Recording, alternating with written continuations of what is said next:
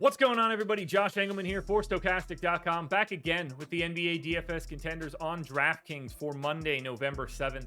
Now be sure to hit that like button, subscribe to the channel, hit the notification bell so you know when everything goes live. Follow me on Twitter at Josh Engleman. Let me know in the comments section who your favorite plays are, and then go sign up at BetMGM, sponsor of this video. Incredible deal. You see it on the top banner here. Click the link in the description. Follow the instructions, which will allow you to get up to a $1,000 risk-free bet and 2 free months of Stokastic Plus Platinum.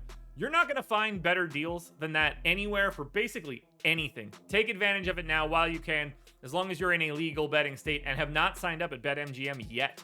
Now, we're rounding out the bottom of my top 10 with Anthony Davis, DeAnthony Melton, Darius Garland, Lauri Markkanen, and Jalen Suggs on the outside looking in.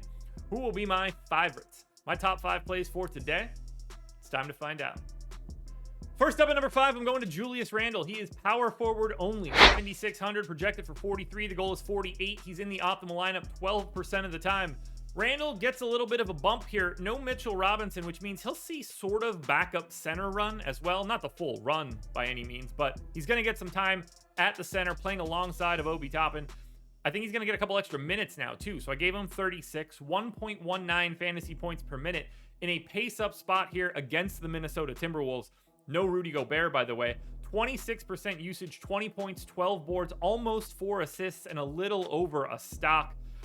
Randle's going to get extra playing time, and he's going to have a slightly different role that I believe will benefit him greatly. And at 7,600 with the power forward eligibility, that's enough to be a top 10 player today. At 4, I'm going to Anthony Edwards, so switching sides of this game. Shooting guard, small forward eligible, so you also get guard forward and utility. 8,200 for Edwards, projected for 45. The goal's 51. He's in the optimal lineup 12% of the time. 36 minutes here for Edwards, and you're expecting a little bit better floor spacing, which I think Edwards is going to be fond of. 1.2 fantasy points per minute, 27% usage for Edwards, 24 real points, 7.5 boards, almost 4 assists, and 2 stocks. I'm going to Edwards today because of the flexibility, but honestly, just because of the raw upside. When this guy got it, when he's got it, all the shots are coming. He's taking 25, 30 shots in a game. Those are the days you get really crazy ceilings. When you can put that in 5 of the 8 positions, that's when things look good.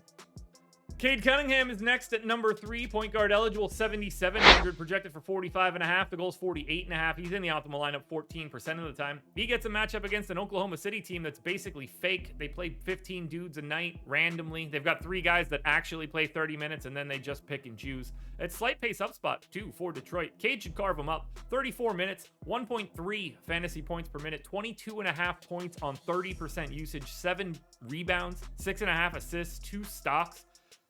Cade is like my favorite guy that isn't priced incorrectly or like getting a bump from a roll. Our top 2 guys are on a different tier, but Cade Cunningham on a different day could have been number 1. At number 2, we're going to slow-mo. Kyle Anderson, small forward, power forward eligible, just 4,100, projected for 31. The goal is 30.5, and he's in the optimal lineup 21% of the time. Anderson's going to get the start here at the 4 with no Rudy Gobert. He's going to play 30 minutes at a fantasy point per minute, and he's going to do a little bit of everything. 10 points, 8 boards, 3.5 assists, 2 stocks, pace neutral against the Knicks. This is a minutes game. We're not going to find that many guys playing this sort of minute rate with his point per minute rate. Like, this is a normal fantasy point per minute guy. When he gets a bump from 20 minutes to 30 minutes and the salary doesn't change, he becomes a no-brainer for the slate. Now, before we get to that number 1 contender, one last reminder, like, subscribe, notification bell so you know when everything goes live. Follow me on Twitter at Josh Engleman. Let me know in the comments who your favorite plays are, and then go sign up at BetMGM using the link in the description so you can get up to $1,000 in a risk-free bet and 2 months of Stokastic Plus Platinum. Number 1 contender for today is Isaiah Hartenstein. He is center eligible, 5,200, projected for 36. The goal is 36. He's in the optimal lineup 21% of the time. No Mitchell Robinson, which means Isaiah Hartenstein goes from backup center to starting center. 32 minutes here for Hartenstein. 1.15 fantasy points per minute, 11.5 points, 11.5 rebounds, 3 assists, and 3 stocks against a Minnesota front court that doesn't have Gobert. Now it's Towns and Naz Reid. Hartenstein gets the biggest bump of anybody on today's slate. He goes from a backup to a starter, and the price tag looks exceptional. This one's easy to me. Isaiah Hartenstein is my #1 contender.